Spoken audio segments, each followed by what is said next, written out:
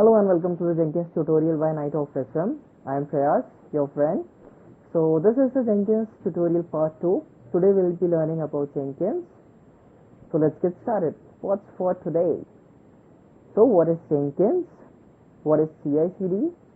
And a bonus video to see how CI/CD is working or what the magic of CI/CD. What is Jenkins and why do we need it? Jenkins is an automation tool for software development part like building, testing and deployment of code. So when a person is developing his code, so what does he want? Why is he developing? He wants others to use it, right? Also he wants to be sure that all the modules are working properly. That's why he writes the test cases. So after the person has written his code, he has to test all the modules. Are those working properly? Is the build working properly? And also the product has to be deployed to the server so that others can use it. So actually the developer has to face this much hassle. This can be automated by Jenkins. So Jenkins comes as a rescuer over here. What it does, when a developer has built a module, he's developed a module, developer just pushes the code to GitHub, and Jenkins from there will be taking the code and testing it or building it or deploy it. So depend on us, whatever functionality we are asking Jenkins to do, it will accomplish this task. Okay. So the next question is, what is CI/CD? So CI and CD can be broken down into two parts. First is CI, next is CD. So CI is continuous integration. So the process where Jenkins is taking the code from GitHub, that is integration. The process where Jenkins server is copying the code or sending the code to application server, that's continuous deployment. So let's see a Jenkins workflow and understand it better. I'll have to hide myself for a little bit. Time done. Yes. So developer over here focuses on development, right? He will develop the code over here. What happens after development? He or she will just push the code to GitHub. When the code is there at GitHub, GitHub notifies to Jenkins server that I have the new module or the code has been changed. So once the Jenkins is notified about it, Jenkins will pull the code to it, and then it will be performing whatever actions we are asking it to do. It can do the building, it can do the testing part, and the last is it could deploy the code as well to application server. Once the code is at application server, other people or the complete world can use it. That's the magic of Jenkins. So this part where Jenkins is integrating all the changes made, or it's pulling the code from GitHub, this part is continuous integration. So continuously, if developer is developing the code and pushing to GitHub, Jenkins will be continuously integrating those changes and perform the task that has been given to it. Also, this part where Jenkins is continuously deploying the part of the code to application server, this is continuous deployment, continuous integration and continuous deployment. Cool. Here comes the amazing part. We'll see how CI/CD is working. So let's get started. So here, as you see, this is my local machine. That is my laptop or my computer, and this one is my application server. That is Amazon EC2 instance I've taken. So if you see, there's just two files over here. This is the log file where I'm collecting the logs for running my application, and this one is my application folder where everything is present.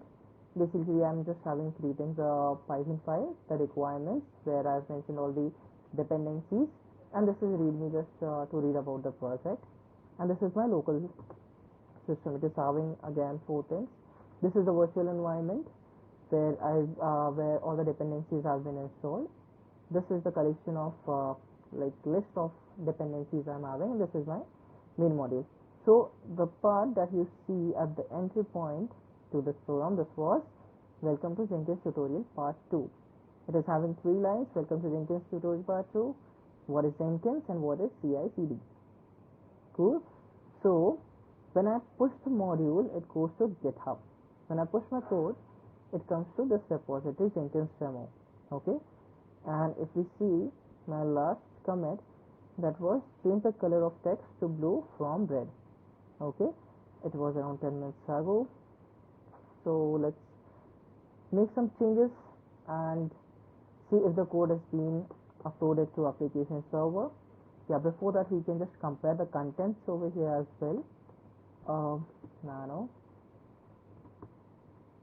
flask demo.py. Okay, and if we see it over here as well, nano, using the nano editor, flask demo. If I see these are completely same ones because the same code has been deployed to application server. I'll just make a few changes.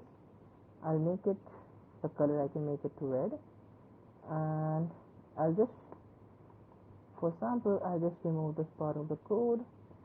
So it is just having two sentences. So I'll just save it. So what I've done, I'll just change the color and deleted a sentence as well. I'll do git add, and then I'll do commit. I've committed code, changed the color of text to red, and deleted one line. Okay, so it has been committed now. I'll do git push origin master. It goes to my master repository. It needs my password. Yes. Still, after saving from there, if I open the file again, it is still the same. Its color is blue and the complete sentences are still there, right? And if I see over here, it has been changed. Cool. So this code has been pushed. We'll check it in my Git repository, and here, if I refresh it, it is having the new comment that we gave right now, color of the text to red, and deleted one line. If you check this file as well, we'll be getting the sentence has been deleted from here, the color is red, right? I'll just go back to the repository. This is my Jenkins application, and this is my first app that has created over here, the demo app for Flask.